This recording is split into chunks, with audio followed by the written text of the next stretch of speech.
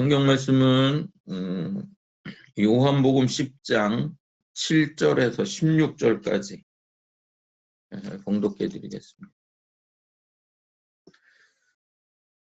요한복음 10장 7절에서 16절입니다.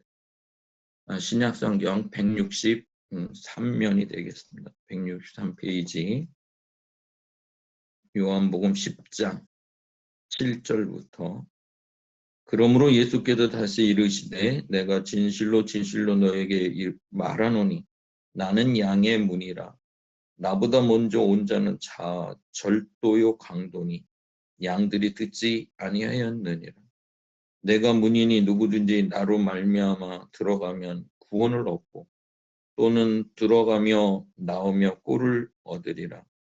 도적이 오는 것은 도둑질하고 죽이고 멸망시키려는 것뿐이요 내가 온 것은 양으로 생명을 얻게 하고 더 풍성히 얻게 하려는 것이라. 나는 선한 목자라. 선한 목자는 양들을 위하여 목숨을 버리거니와 삭구는 목자도 아니요 양도 제 양이 아니라 이리가 오는 것을 보면 양을 버리고 달아나나니 이리가 양을 늑탈하고 물어가고 또 해치느니라. 달아나는 것은 저가 삭구니까들의 양을 돌아보지 아니함이나 나는 선한 목자라. 내가 양을 알고 양도 나를 아는 것이 아버지께서 나를 아시고 내가 아버지를 아는 것 같으니 나는 양을 위하여 목숨을 버리노라. 아멘. 또 지난 주일 이후 또 3일 동안 잘 지나갔는데 어떻게 잘들 다 계셨습니까? 옆 사람하고 인사하겠습니다. 반갑습니다. 네, 크게 그렇게 해주시기 바랍니다. 반갑습니다. 다시 한번 해주시기 바랍니다. 선한 목자가 계시니 걱정 없습니다. 하셨어요? 선한 목자가 계시니 걱정 없습니다.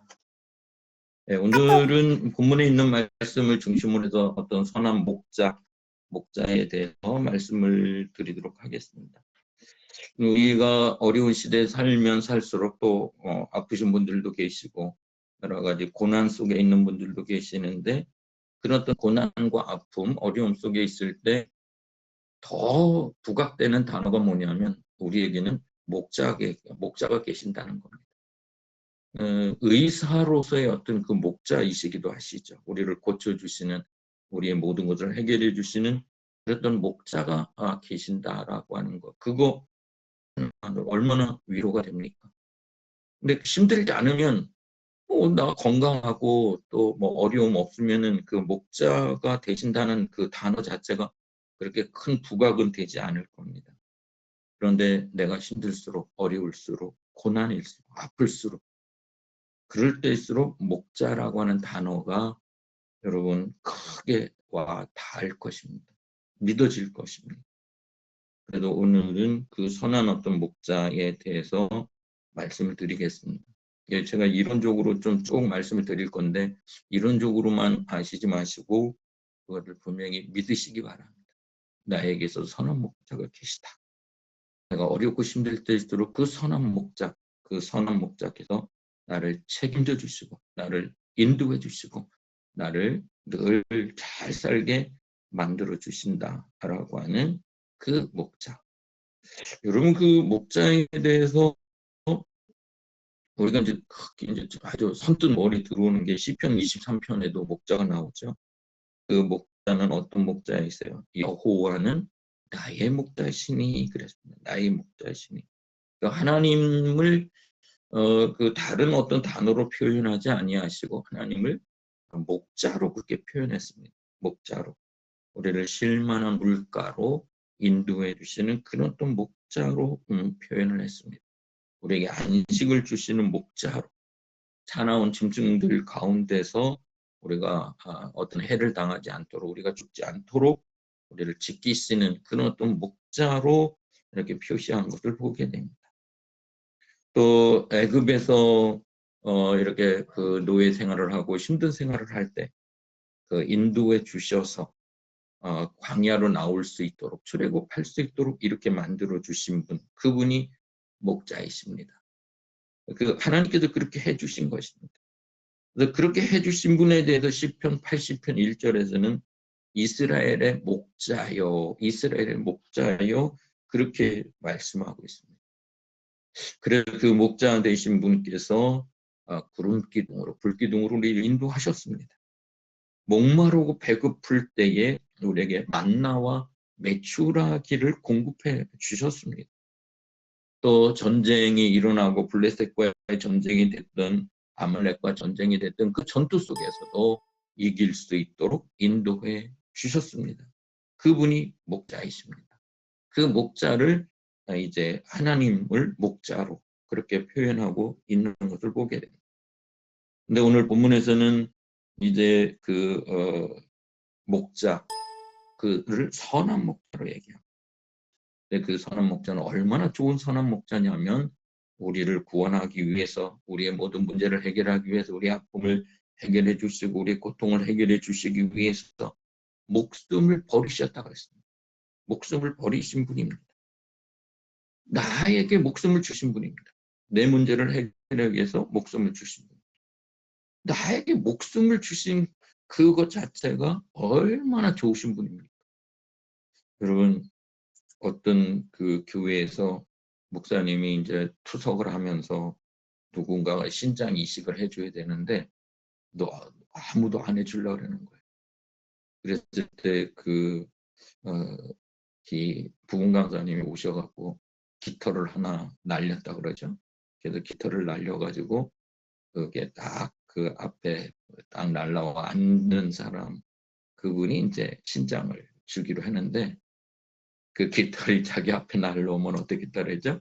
훅 불어 따르잖아요. 훅 부르니까는 그 깃털이 어디 갔겠어요? 또 훅 날아가서 누군가가 앞에 또 앉으려고 그러잖아요. 앉으려고 그러니까 또 어떻게 해요? 또 훅 불어 따르잖아요. 훅 부니까 또 다른 사람한테 날아가. 그래서 그게 계속 날아다니고 날아다니다가 결정이 되지 않은 그런 어떤 일, 그런 얘기 한번 들어보셨을 겁니다. 사실 우리가 누군가에게 장기를 하나 이렇게 줄 수 있다는 것은 그건 보통 사람이 아니죠. 자기의 어떤 생명을 주는 거죠. 근데 예수님께서는 우리를 사랑하시는데 당신의 목숨까지도 십자가에 내어 주신 거죠. 아니 그 신장 하나 이렇게 이식 받으려고 좀 누군가가 줬으면 하는데 그거를 결정하는 데 있어서도 서로 안 주려고 그냥 이리 불고 저리 불고 이리 떠밀고 저리 떠밀고 모두 하나 허락을 못 해주는데 예수님은 그 신장이 아니라 생명, 목숨, 피, 물 모든 것을 우리에게 주신 그런 어떤 목자이시라고 하는 것입니다. 그 목자가 오늘 본문에서 읽은 말씀에 우리에게 목숨을 주신 그런 뿐만 아니라 그 목자는 어떤 분이라고 얘기했냐면은 우리의 양에 대해서 가장 잘 아시는 분이에요. 내 형편에 대해서, 우리 가정의 형편에 대해서, 내 직장에 대해서 잘 모르실 분 같으시죠? 그런 분이 아니시랍니다. 가장 잘 아시는 분. 여러분 가장 잘 아시니 얼마나 위로가 됩니까? 네? 목자는 양을 알고 양은 목자를 안다고. 그 요한복음 10장 3절하고 5절에서 그렇게 얘기를 하고 있죠. 우리에 대해서 가장 잘 아신다는 거예요. 내가 좋을 때, 내 형편 좋을 때도 잘 아시지만은 내 형편이 안 좋을 때도, 내가 가장 어렵고 힘들 때도 내가 뭐 때문에 고민하는지, 내가 지금 뭐 때문에 마음 아파하는지, 내가 뭐 때문에 속상해하는지, 내가 뭐 때문에 지금 울고 있는지 그런 것들을 잘 알고 계시는 그런 어떤 분이시다라는 그러니 얼마나 좋으신 분입니다. 또 그 목자는 늘 우리를 인도해 주시는 분이다. 예, 어떤 우리를 인도해 주시는데 능력이 없어서 이렇게 책임질 수 없는 그런 인도자시겠어요? 그런 인도자가 아니라 우리에게 모든 것을 맡겨드릴 수 있는 인도자, 모든 것을 맡겨드릴 수 있는 그런 분이시죠. 그래서 우리 양떼들을 우리들을 잘 인도해 주시는 분. 그러니까 우리의 형편을 잘 알고 그것을 잘 지도해 주시는 그런 어떤 분이시다라고 하는 것을 얘기를 하고 있습니다. 그래서 이제 그런 어떤 목회자로서 어떤 그런 목자로서 이렇게 살아가는데 이제 그런 어떤 본을 보여주시면서 이제는 그런 어떤 목회 예수님을 대신해서 그런 어떤 목자로서의 삶을 우리 구약에서 많은 어떤 그 지도자들이 나오죠. 그런 어떤 그 선지자들도 나오고 또 그 아브라함도 나오고 뭐 이런 어떤 지도자들이 다 이제 목자라고 할 수가 있습니다. 또 신약에서는 이제 바울을 비롯해서 12 제자들 이런 분들이 다 예수님을 대신해서 목자로서 살아간 그런 어떤 분들이라고 할 수가 있습니다. 그래도 우리는 오늘 그 목자에 대해서 그러면 그런 나름대로 어떤 자격과 또 그런 어떤 원리가 있습니다. 어떤 자격과 원리를 먼저 말씀을 드려보려고 합니다. 또 이 목자가 해가는 모든 사역을 목회라고 하는데 그 목회의 원리, 그 원리가 있습니다. 그리고 또 그 목자로서의 어떤 자격 이런 것이 있습니다.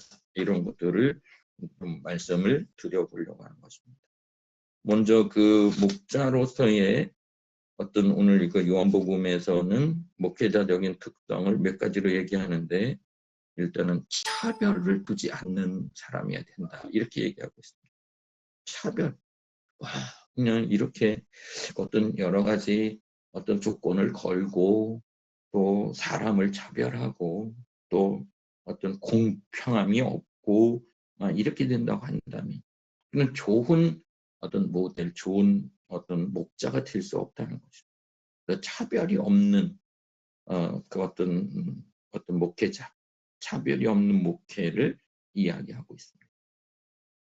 예수님은 우리에게 가장 좋은 멘토가 되어주시는 분이죠. 가장 훌륭한 어떤 모델로서의 어떤 목자가 되어주시는 그런 분입니다. 그런데 그렇게 훌륭하고 좋은 어떤 멘토가 되신 그분께서 차별하시겠어요? 너는 뭐 나한테 잘하니까는 내가 더 많이 사랑해주마. 그러나 너는 나한테 잘 못하니까는 내가 너를 사랑 안 하마. 아주 이왕 사랑하긴 하는데 그냥 조금만 사랑하마 그러시겠어요? 그런 분이 아니시란 말이에요. 차별 없으신 분이란 차별 없으신 분. 그리고 오늘 본문에서 이제 그 예수님의 어떤 목자적 특징, 예수님의 특징 중에 하나는 모범을 보여주시는데 4절에 보면은 앞서 가시며 그런 말이 나옵니다. 앞장서 가시며. 당신은 행하지 않고 그냥 그 양들만 그냥 뭐 이렇게 해라 저렇게 해라 막 지시하시고 당신은 행하지 않는 그런 분이 아니라 어떤 분이시라고요? 앞서 행하시는 분, 앞서 가시는 분, 자기가 모범을 보이시고 나를 따라오너라, 나를 따라오라 하면서 앞장서 가시는 분, 그런 어떤 특성이 있다는 거죠. 그래서 그 부분이 모범을 보이시는 분, 모범을 보이는 목자, 선한 목자 그렇게 되어 있습니다. 그럼 이 모범을 보인다는 것은 참 중요합니다. 이것은 말로 되는 게 아닙니다. 모범을 보이는 것. 자연스럽게 닮아가게 되어 있습니다. 그러면 아이들에게 한참 공부할 때 공부해라 그렇게 해도 되는 게 아니잖아요. 엄마하고 아빠는 TV 보는 시간 늘 TV 보고 있으면 아이들한테는 가서 공부해라라고 되겠어요? 어떻게 해야 돼요?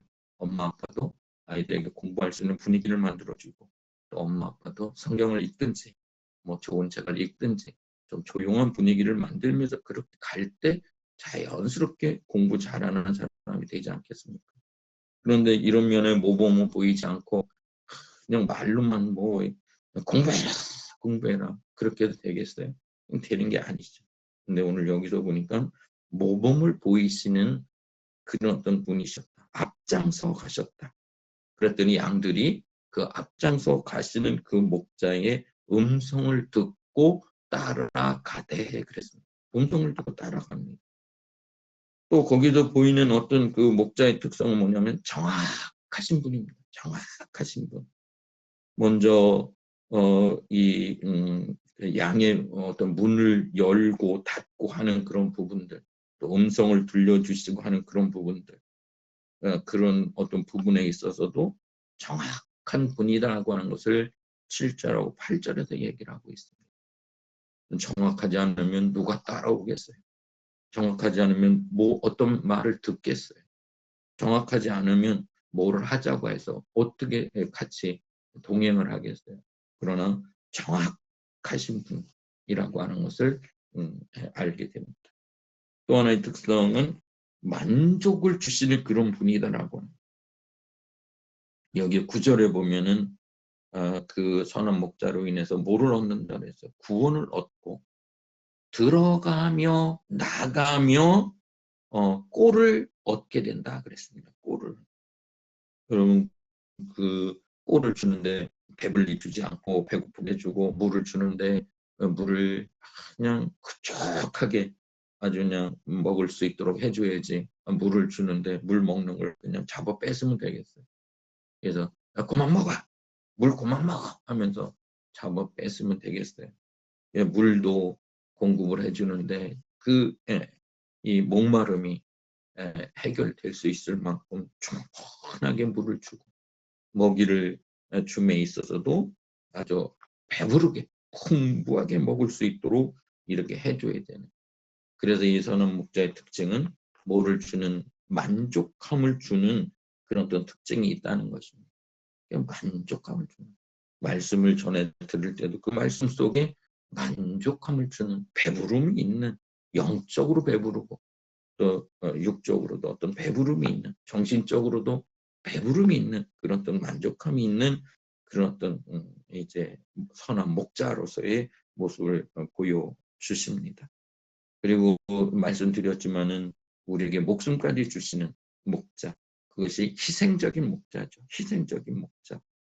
선한 목자는 양을 위해서 목숨을 버리거니와, 버리시는 그런 분, 그런 어떤 분의 어떤 특징을 가지고 있는 것입니다. 그래서 오늘 본문에서의 어떤 목자의 특성은 차별 없고 모범을 보이시고 정확하고 만족을 주면서 희생적인 그런 부분을 가르쳐주고 있는 그런 어떤 이제 모습을 알게 됩니다. 그러면 이제 목자로서의 어떤 그런 어떤 본문의 특징을 보면서 또 디도서나 디모데 전서나 이런 데서는 그 목자로서의 어떤 자격을 어떻게 얘기하고 있는가? 먼저 하나님에 대해서, 자신에 대해서, 가정에 대해서, 교회에 대해서, 또 어떤 그 목자를 후원하는 어떤 사람에 대해서도 쭉 이야기를 하고 있습니다. 먼저 디도서 1장 7절에서 8절을 보면은 선한 어떤 목자, 그 목자의 자격은 또 일단은 일반적 어떤 그 목회자의 어떤 자격이 되기도 하겠죠. 그 자격의 특징에는 하나님에 대해서는 늘 뭐하는 사람, 근신할 수 있는 사람, 깨어 있을 수 있는 그런 어떤 사람이라는 것입니다. 또 의로운 사람, 믿음을 통해서 구속을 받은 의로운 그런 어떤 사람이어야 되고, 거룩한 사람, 늘 거룩 추구하면서 거룩하게 살아가려고 애쓰고 그런 어떤 사람, 이것이 하나님에 대해서 노력하는 어떤 좋은 목자의 모습이고, 그리고 자신에 대해서는 디모데전서 3장 2절에 보면은 뭐 할 줄 아는 사람일 것 같아요. 뭐 하는 사람이냐면 절제를 할 수 있어야 된답니다. 절제. 여러분, 절제를 하지 못하면 어떤 그 좋은 어떤 성도로도 살아갈 수 없겠지만, 또 좋은 어떤 목회자나 또 어떤 공동체 지도자로 살아갈 수 없게 되는 것이죠. 절제할 수 있는 것이 덕목이고요. 또 하나 디모데전서 3장 3절에서는 술에 관해서도 얘기를 하고 있습니다. 술을 어떻게 해요? 뭐 먹어라, 말아라, 뭐 이렇게 얘기하는 게 아니라 즐겨하지 말아야 된다. 즐겨하지 아니하며 이렇게 얘기하고, 또 자신에 대해서는 늘 디도서 1장 8절을 보면 선을 좋아하는 사람이다 그랬습니다. 선을. 그렇죠. 어떤 목회자로 또 목자로 이렇게 살아가면서 이 사람은 뭐 악을 좋아하는 사람이다 이러면 조금 말이 안 되잖아요.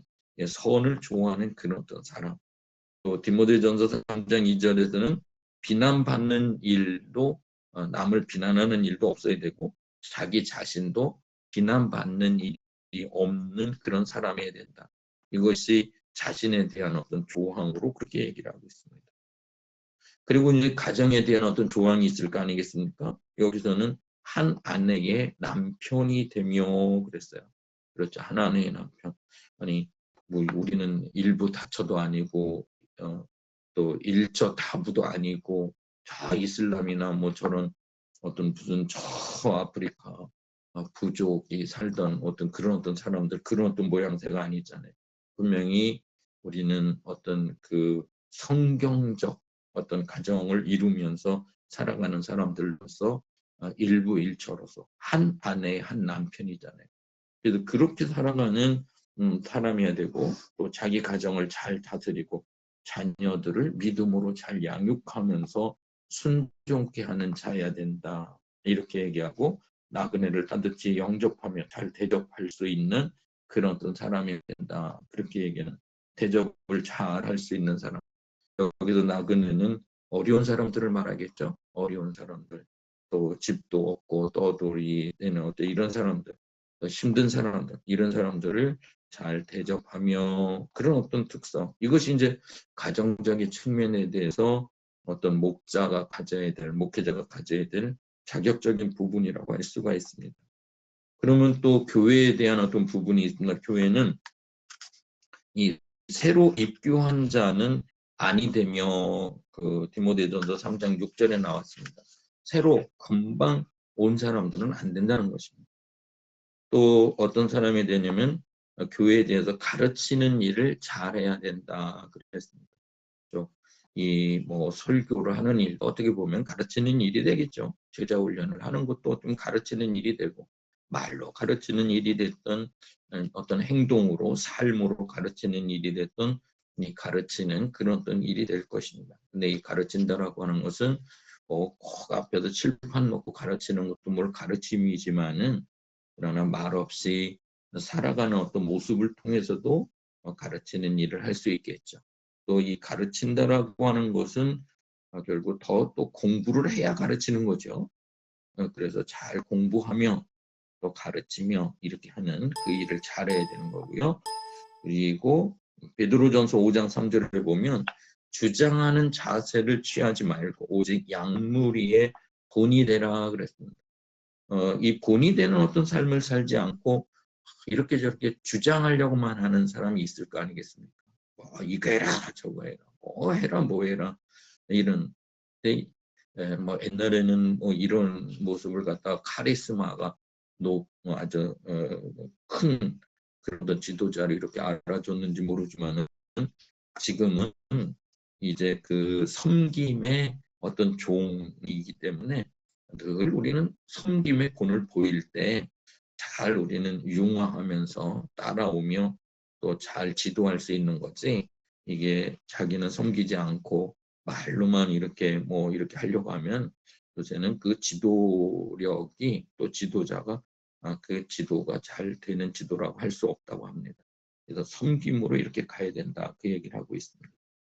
또 이 목회자로서 살아가면서 이제 대인과의 관계에 대해서도 또 얘기를 하고 있습니다. 디도서 1장 7절을 보면 급히 분내지 아니하며 그랬어요. 화를만 아주 화를 너무 빨리 낸다. 이것도 조심해야 되고 절제해야 된다는 겁니다. 어떤 사람은 이렇게도 얘기해요. 나는 다혈질이라서 나는 뭐 그냥 금방 그냥 화도 내고 뭐 이렇게 소리도 치고 하지만 나는 그거 끝나면 금방 다 그냥 없는 일처럼 그냥 돌아가. 원래 이런 분도 계세요. 물론 뭐 다혈질이라서 그런지 모르지만 성경에서는 다혈질이니까 봐주고 뭐 다른 어떤 성격의 형성자이기 때문에 괜찮고 이런 건 없습니다. 그냥 단지 너무 분내지 말아라. 급히 분내지 말아라. 이것을 조심해라. 이렇게 얘기하고 또 구타하지 아니하며 더러운 일을 탐하지 아니하며 이런 어떤 항목을 들고 있고요. 또 세상에 대해서는 책망할 것이 없는 사람이어야 된다. 디모데전서 3장 2절이나 디도서 1장 6절에 얘기를 하고 있습니다. 또 아담하며 도덕상의 규칙을 잘 지킬 수 있어야 되고 또 질서를 잘 지키는 자가 돼야 된다 이렇게 얘기하고, 또 돈을 사랑하지 아니하며 디모데전서 3장 3절에 돈을 사랑하지 아니하며, 물론 돈은 없어서는 안 되는 또 꼭 필요한 것이기도 합니다. 그런데 필요한 것인데 그 필요 이상으로 너무 사랑하는 것을 말하겠죠. 어제 주님보다도 더 사랑하는, 그 어떤 것보다도 더 사랑하는 거예요. 돈이 어떤 주인이 되고 돈이 최고가 되면 돈 때문에 더 중요한 것을 잃어버리는 단계까지 간다고 한다. 돈 때문에 살인이 벌어지고 돈 때문에 여러 가지 정말 그 불행한 일을 자초하고 만들어 간다고 한다면, 돈이 우상이 된다고 한다면 그것은 아니라는 거예요. 꼭 필요한 겁니다. 그런데 너무 필요한 건데 그게 너무 사랑해서 우상으로까지는 가지 말아야 된다는 것입니다. 이 부분에 대해서 얘기하고, 또 사명에 대해서는 하나님의 양무리를 치되 부득이함으로 하지 말고 오직 하나님의 뜻을 쫓아 자원함으로 해야 된다. 베드로전서 5장 2절에 있습니다. 뭐 누가 이렇게 시켜서 하고 저렇게 시켜서 하고 하는 게 아니라 내 스스로 자원해야 되는 거죠. 하나님의 뜻을 따라서 부득이함으로 하는 게 아니라 스스로 이렇게 하는 그런 어떤 그 사명자가 돼야 되고, 또 제 고집대로 하지 말아야 된다. 고집을 피우면서 하지 말아야 된다. 이것을 가르쳐 주고 있습니다. 그리고 이제 그 목자의 어떤 성격상의 자격이 있습니다. 그 성격상의 자격을 보면 뭐 목사님이 됐던 목자가 됐든 아니면은 뭐 어떤 공동체의 어떤 지도자가 됐든 어떤 어디서든지 뭐 이런 어떤 속성이 될 텐데요. 그게 첫 번째는 진실입니다. 두 번째는 경건, 세 번째는 침묵, 네 번째는 조화, 다섯 번째는 인내, 여섯 번째는 근면, 일곱 번째는 충성, 이렇게 일곱 가지를 얘기하고 있습니다. 이런 어떤 그 성격을 가지고 있는 성격상의 자격을 말하는데, 이런 어떤 성격을 가지고 있고, 그리고 여덟 번째로 얘기를 한다면 이제 옆에서 내조자가 됐든 외조자가 됐든 그 어떤 사모님의, 이제껏까지 우리가 알아왔던 사모님에 대해서도 얘기를 하고 있습니다. 그럼 이제 좋은 목자로서 그 성격상의 자격의 첫 번째가 뭐냐면 진실성이라고 그랬죠. 진실. 그 목자는 진실을 생명으로 여겨야 하며 진실지 않고는 참된 어떤 목자가 될 수 없다. 하나님의 말씀을 참으로 진리임으로 이를 전하는 목자도 진실한 자가 돼야 됩니다라고 하는 겁니다. 그렇죠? 말씀 자체가 진리인데 진리를 전하는 그 나팔로서 거기에 온갖 추한 게 다 묻고 진실하지 못하다고 한다면 그 어떻게 되겠어요? 그 나팔 때문에 오히려 진리가 왜곡되어서 전달되지 않겠습니까? 깨끗하고 진실해야 된다. 어떤 면이든지 깨끗하고 진실해야 될 거에 대해서 얘기하고 있습니다. 그리고 두 번째는 경건입니다. 경건은 존경과 정성의 마음으로 늘 조심하는 거고 삼가하는 것입니다. 말도 조심하고 삼가하는 것. 만약 우리가 함부로 말을 하면요, 옆에 있는 사람들이 그것을 모방하게 되고 또 따라오게 돼 있습니다. 그래서 늘 조심해야 됩니다. 우리는 가면을 쓰거나 또 외식을 하는 그런 일은 또 없어야 되겠습니다. 우리 목사님은 늘 가면을 쓰고 사셔. 우리 목사님은 좀 속은 그렇지 않은데 뭘 저렇게 외식적인 삶을, 바리새인들처럼 외식적인 삶을 저렇게 살고 저래. 말은 앞에도 잘하는데 살아가는 속 모양새를 보면 아이고 아주 형편없어. 이러면 안 돼. 이거 정말 부끄럽고 이거보다 더 큰일 날 일이 어디 있겠습니까? 그런 모든 면에 경건해야 된다. 물론 무슨 경건이라고 하는 것은 예배도 잘 드리고 기도도 하고 말씀 연구에 충실하고 말씀도 읽고 하는 이런 어떤 복합적인 어떤 이런 것도 있어야 되지만 언행에 있어서도 뭐 경건해야 된다는 거죠. 그리고 이제 세 번째가 침묵입니다. 침묵은 뭐 말하고 관계가 있겠죠. 그러면은 내 하고 싶은 말 다 하고 어떻게 살겠어요? 그렇게 내 하고 싶은 말 다 하면서 그분 참 좋은 목회자야, 좋은 목사야, 선한 목자야. 그런 말 듣겠어요? 때로는 말하고 싶어도 참을 때가 있지 않겠습니까? 좀 그 말이 그냥 입 여기 앞에까지 막 나오다가도 아이 말하면 안 되지. 아니 그럴 때도 있지 않겠어요? 침묵할 줄 알아야 돼요. 침묵이 사람의 마음에 감동을 주기도 하고요. 사리를 바로 처리하는 경우가 있고 일반적으로 말이 많은 어떤 지도자는 말을 적게 하려고 애를 쓰고 노력하면서 어리석은 자는 말을 많이 한다고 그랬잖아요. 우리가 어리석음 가운데 있으면 안 되죠. 또 말이 많으면 뭐라 그랬어요? 실수가 많다 그랬잖아요. 말이 많아서 실수가 많은 그런 어떤 어리석은 어떤 그런 어떤 지도자는 되지 말아야 되는 것이죠. 그리고 네 번째는 조화입니다. 조화. 조화성을 가져야 되는 거죠. 어떤 일이나 조화를 이루려고 또 누구하고도 조화를 이루면서 대화에도 마찬가지고요. 아량을 베풀 때는 아량도 베풀면서 각계각층의 사람들과 조화를 이루는 그런 어떤 지도자가 돼야 되겠습니다. 그것이 이제 마가복음 9장 50절에 보면 너희 속에 소금을 두고 서로 화목해라 그랬습니다. 어떤 사람들과 하고든 간에 화목을 한다고 한다면 그 사람은 어디서든지 조화를 잘 이루는 그런 어떤 사람이라고 할 수 있겠죠. 그리고 다섯 번째는 인내입니다. 인내심, 인내. 그리고 인내는 모든 일의 열쇠이다. 그런 또 말도 있는데 인내심을 가져야 돼요. 아니, 목회자로 살든 어떤 공동체의 어떤 책임자로 살든 지도자로 살든 간에 그것을 잘 진행하고 운영하기 위해서는 뭐 가정생활은 안 그렇습니까? 어디든지 회사생활도 마찬가지고 뭐가 필요해요? 인내가 필요하다. 사람이 행하기 제일 어려운 것이 인내인데 목회는 어려움이 계속되는 일이기 때문에 인내심을 가지고 있어야 되는 거죠. 그리스도의 고난을 내 몸에 채우는 데는 인내심이 없어서는 안 됩니다. 목회자의 어떤 성공의 비결은 희생과 인내심이라고 할 수 있습니다. 목회는 영적이고 영원한 일이므로 더욱 고난이 따라오지요. 그렇기 때문에 인내가 필요합니다. 예수님께서 십자가에 고난 당하신 그 고난에 함께하는 자만이 예수님과 함께 영광도 함께 누릴 수 있는 거 아니겠습니까? 영광만 누리려고 좋은 일만 누리려고 하면 어떻게 해요? 고난에 가지 않으면 영광 갈 수 없는 거죠. 우리는 인내심이 있는 그런 어떤 사람으로서 성도로서 또 지도자로 그렇게 살아야 되는 거죠. 그리고 여섯 번째는 근면입니다. 근면. 우리는 매일 우리에게 주어진 어떤 일들에 대해서 먼저 해야 할 일이 있고 나중에 해야 할 일이 있죠. 그것을 잘 감당하며 살아가야 되는 것입니다.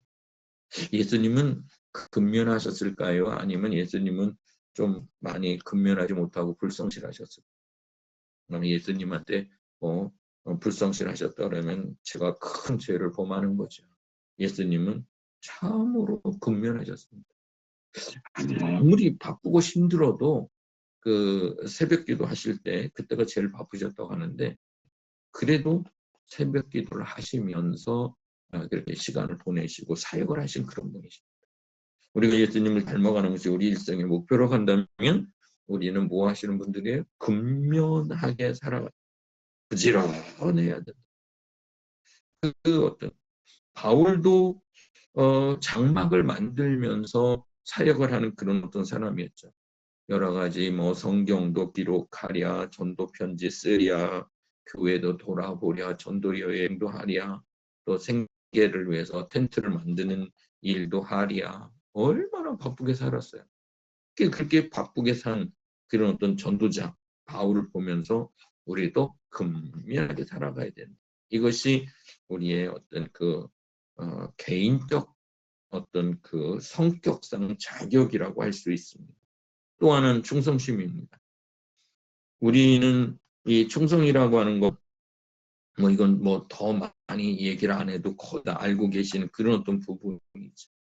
내가 말씀에 충만하고 충실하고 또 성령 충만하고 또 우리에게 주어지는 어떤 일에 대해서 또 교회에 봉사하는 일이라든지 직장에서 일하는 일이라든지 이것이 어떻게 해요? 더 충성하게 되더라는 것입니다. 사람 보이면은 뭐 일하는 척 하다가 사람 안 보이면은 또 그냥 안 하고 눈 가리고 아웅하고 이런 사람들 보다 위에 사람들이 보다 내 할 일을 묵묵히 해나가는 사람. 그런 사람이 되니까 직장에서 오래 근무할 수 있는 거 아니겠습니까? 그런데 그냥 눈 가리고 아웅하는 식으로다가 이렇게 살아가면 아이고 다 보지 뭐 안 보겠습니까? 그럼 그런 분들은 오랫동안 직장에 머무를 수가 없는 거 아니겠습니까? 그래서 우리는 충성하는 그런 사람이 된다라고 하는 것을 이야기를 하고 있습니다. 그리고 또 하나는 이제 그 사모님에 대해서도 이렇게 이제 관계 속에서 그런 것들을 얘기하고 있는데 완전히 요새는 뭐 옛날에는 아내가 이제 사모로서 그 이제 옆에서 돕는 자였는데 요즘은 뭐 저희 교단에만 여자 목사님을 인정 안 하지 거의 웬만한 교단은 거의 다 여자 목사님들을 인정하고 세우고 이렇게 하는 그런 또 시대에 살고 있습니다. 뭐 감리교도 그렇고 통합 측도 그렇고 성결교도 그렇고 또 합동 측에서도 뭐 백석 측이나 이런 데도 그렇고 하는 데가 이제 여자 목사님들을 이렇게 이제 세워서 목회를 하고 그래서 그 이제는 남자 목사님께서 목회를 하면은 그 부인이 내조자가 됐는데 이제는 여자 목사님께서 목회를 하시면 남편은 이제 뭐가 되는 건가요? 외조자가 되는 건가요? 근데 이런 시대에 와 있습니다. 그럼 여기에서 그냥 사모와의 관계 이렇게만 얘기하면은 이제 안 될 것 같아요. 그럼 어떻게 하냐? 그냥 내조자냐 외조자냐 이런 어떤 역할은 어떻게 해야 되는가 그것을 얘기하고 있는데 먼저 목사는 정신적으로 육체적으로 도울 어떤 내조자나 외조자가 필요하다라고 하는 것이고요. 현명한 어떤 사모와의 협력은 목회를 성공적으로 이끌어가는 기초가 됩니다. 여기서 사모가 됐던 남편이 됐던 가정 안에서 협력을 잘 이루을 때 또 교회 일이나 목회 일도 잘 해갈 수 있다는 거겠죠. 또 동역자가 되고 보호자가 되어 줘야 된다라고 하는. 그리고 여기에서 외조자가 됐든 내조자가 됐든 우리가 서로의 어떤 휴식을 돕고 또 휴식도 필요하지 않겠습니까? 옆에서 휴식을 돕고 또 손님을 접대하는 일이나 이런 것들도 뭐 이제는 손님이 오면은 아내가 다 차리고 하는 그런 시대는 아닌 것 같아요. 좀 더 시간이 있고 더 건강하신 분이 잘 이렇게 자기가 차도 좀 준비해 드릴 수도 있고 과일도 깎을 수 있는 거지 이게 뭐 과일 깎는 건 아내가 하는 일이고 그 외에 다른 거는 뭐 또 남편이 하는 일이고 이제 이것을 구분하는 시대는 지난 것 같아요. 좀 더 시간이 있고 더 잘할 수 있는 분이 이렇게 하면 되는 그런 시대에 왔구나 그런 것을 알게 됩니다.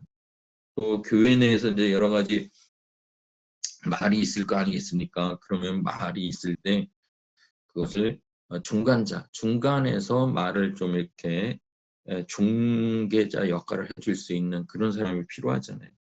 뭐 그냥 한마디만 해주면 그게 시정될 일을 그냥 뒤에서 다 그냥 이렇게 수근수근거리고 아무도 그 어떤 목회자에게 말을 못 해준다고 한다면 어떻게 시정되겠어요? 시정이 될 수가 없잖아요. 그래서 우리는 중간에서 이렇게 좀 얘기를 해줄 수 있는 중간자 역할 이게 필요해요. 그래서 뭐 목사님이 됐든 아니면 거기에 최고 어떤 지도자가 됐든 아니면 그것을 책임져야 될 분한테 얘기를 함으로 인해서 그것을 뭐 하는 거예요? 시정해가고 고쳐가고 이렇게 하면 되는 거 아니겠습니까? 그래서 그런 부분이 있고요. 또 두 내조자나 외조자 간에 서로 이해하고 도와야 되는 거고요. 그리고 또 천국의 동행자가 되고 성령의 동역자가 되고 또 서로의 어떤 봉사자가 되고 이런 어떤 특징들을 또 가지고 있는 것입니다. 그래서 이런 어떤 그 특징들이 있다라고 하는 것을 이제 일단은 말씀드렸고요. 그리고 또 좀 말씀을 드릴 수 있는 것은 우리가 이제 그 목회에 있어서의 어떤 그 목사 자신의 바른 어떤 견해, 이런 어떤 견해도 가지고 있어야 되는데, 그게 첫 번째가 신중하고 질서 있게 이렇게 행하면서 가야 되는 거. 이게 뭐든지 좀 신중하게 해야 돼. 또 모든 일에 어떤 질서가 있어야 돼. 그냥 어떤 개인적으로 이렇게 일 처리하면 안 되는 거.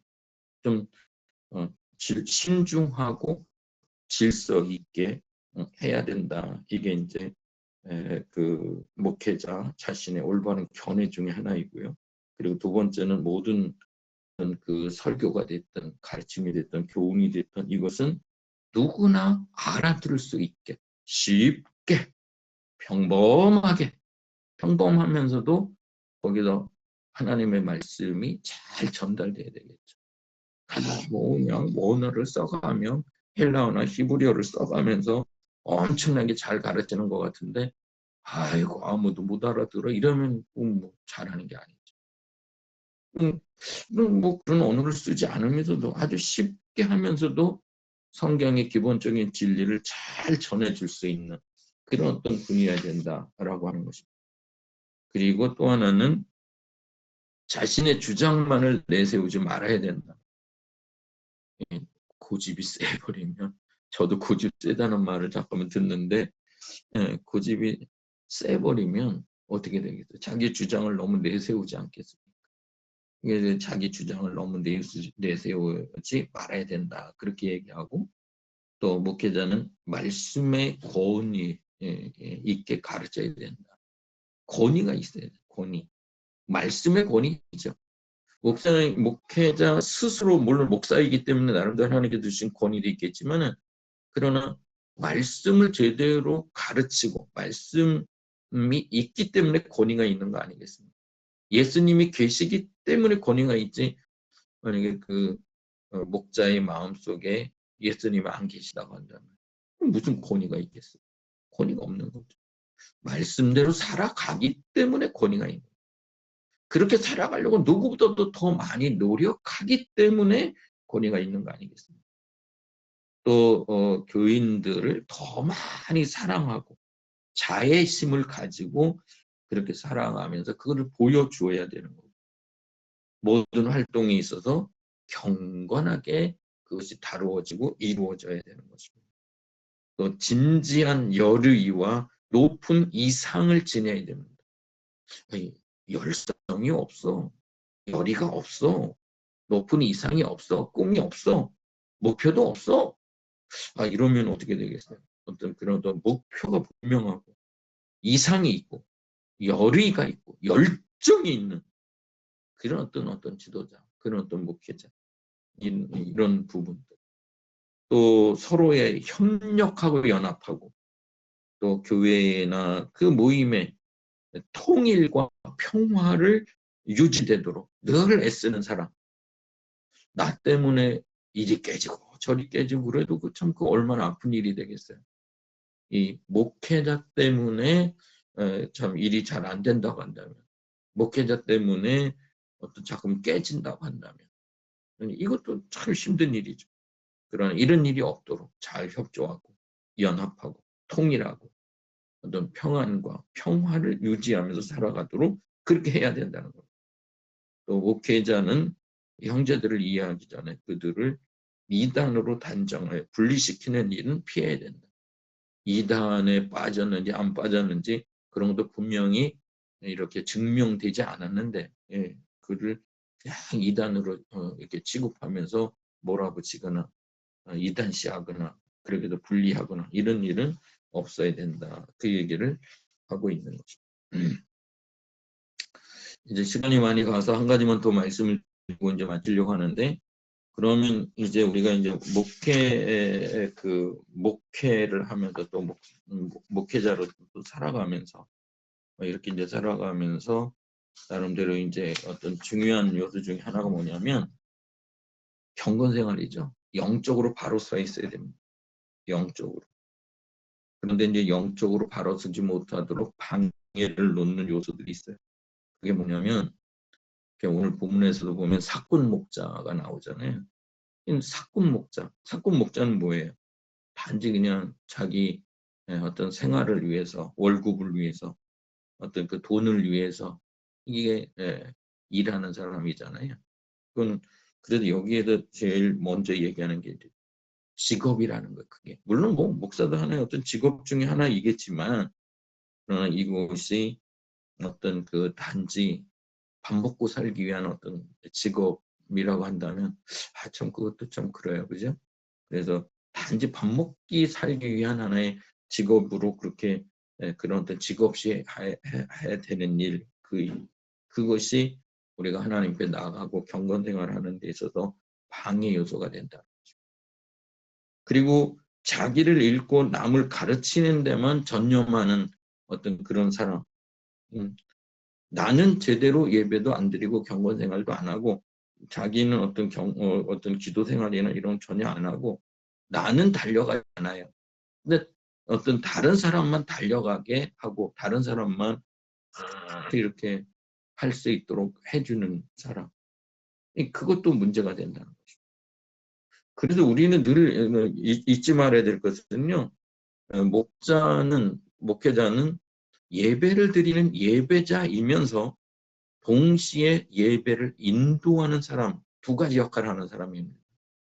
예배 인도자예요. 그리고 예배를 드리는 자예요. 나도 설교를 하지만 설교를 듣는 자이고 또 설교를 하는 사람입니다. 그러면 듣는 자는 듣고 그것을 행하면서 살아가야죠. 가르치기도 하지만 그 가르침을 뭐 하는 사람이에요. 내가 실천하고 이행하고 해야 되는 그런 사람입니다.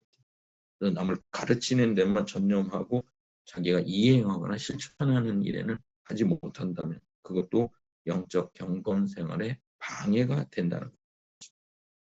세 번째는 자신이 특별한 사람으로 자부하는 것도 문제가 된다는 거죠. 너무 교만한 거죠.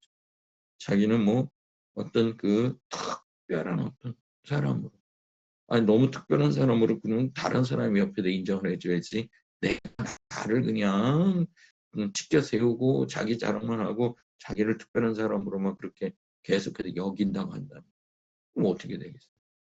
제가 들었던 말씀 가운데 강대상 위에서는 목사님으로서 어떤 설교를 잘 감당하지만 강대상 딱 내려오면 자기가 나이가 같은 분은 어떤 그 친구고 나이가 좀 어린 분은 동생들이고 자기보다 나이가 많으신 분은 형님이고 어머니 뻘 계신 분들은 어머니고 아버지 뻘에 계신 분들은 연세 계신 분들은 아버지고 그렇게 지냅니다 하는 얘기를 그 홍정길 목사님이라는 분을 통해서 들은 적이 있습니다.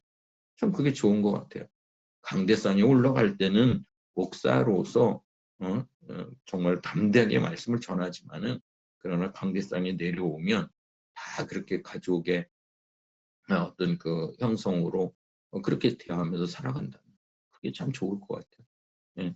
그래서 우리는 어떤 자신을 특별한 사람으로 자부하거나 그러지 말고 그냥 평범한 이렇게 인도할 때는 철저하게 인도자지만 그러나 그 외에는 또 같이 예배자다라고 하는 거.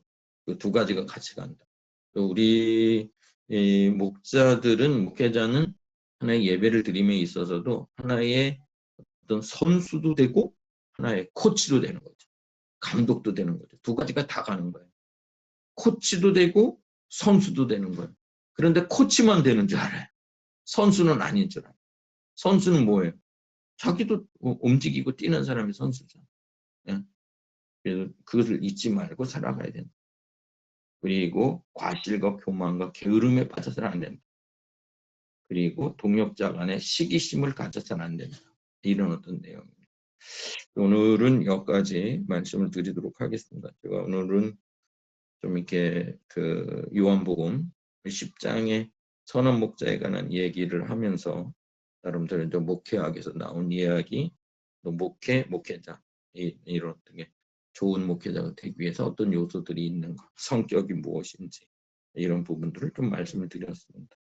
아무튼 너무 잘 이렇게 드린 말씀들을 좀 곰곰이 생각해 가시면서 남은 한 주간 동안 또 이렇게 잘 지내시고, 그리고 우리 자신이 이제 선한 목자로서 잘 살아가도록, 또 교회에서 앞에서 지도하는 또 교육자들이나 이런 분들도 어떤 선한 목자가 되도록 많이 기도해 주시고, 우리 전도사님들, 앞으로 목사님 되실 분들도 선한 목자가 되도록 많이 기도해 주시고, 우리 수원시 또 우리 대한민국 모든 어떤 목회자들을 위해서도 많이 기도해 주시고, 여러분들이 알고 있는 이제 또 선교사님들이나 또 여러분이 알고 있는 농어촌 교회 목회자들이라든지 그동안 알고 있는 목회자들을 위해서도 남은 한 주간 동안 많이 기도해 주시고, 오늘 들은 말씀이 기억나는 대로 꼭 그렇게 해달라고 기도해 주시고, 또 진정한 선한 목자는 구약에서는 여호와는 나의 목자시니 하는 말씀처럼 하나님이 우리 진정한 목자이시잖아요. 신약에서는 우리의 목숨까지도 내어주신 예수 목자, 예수님 목자, 그분처럼 그분을 닮으면서 내가 잘 살아가게 해달라고 기도해 주시기 바랍니다. 기도하겠습니다. 하나님 아버지, 참으로 감사합니다. 오늘은 요한복음 10장에 선한 목자를 중심으로 해서 목회와 목회자와 또 그의 어떤 성격들, 또 그 여러 가지 방해 요소들, 이런 것들을 같이 말씀을 나누면서 같이 말씀을 드렸습니다. 하나님, 오늘 남은 한 주간 동안 우리가 살면서 더 선한 목자에 대해서 많이 묵상하게 해주시고, 그 목자로서 오신 예수님께서 우리에게 이제 좋은 꼴을 주실 뿐만 아니라 우리에게 생명을 주신다고 했사오니, 오직 예수님을 더 많이 묵상하면서 늘 살아갈 수 있도록 인도해 주시고, 또 선한 목자이신 하나님께서 우리를 푸른 초장으로 쉴만한 물가로 인도해 주신다고 하셨사오니, 늘 그 품 안에서 쉼을 누리며 안식을 누리며 살 수 있도록 인도하여 주시옵소서. 우리가 선한 목자로부터 많은 사랑과 또 안식을 누리며 살았으니, 앞으로도 우리 주변에 우리는 작은 이 목자로서 돌보는 사람들로서, 섬기는 사람들로서 그들에게 편안함을 주고 안식을 주고 또 도움을 주면서 이렇게 살아갈 수 있도록 인도하옵소서. 나 때문에 우리 주변에 있는 사람들이 더 행복해지게 하시고, 또 더 많은 도움을 받게 해주시고, 더 많은 이해와 위로와 격려가 있게 하여 주시옵소서. 오늘 주신 말씀 잘 묵상하면서 한 주간 동안 살게 해주실 줄 믿고 예수님의 이름으로 기도드리옵나이다. 아멘.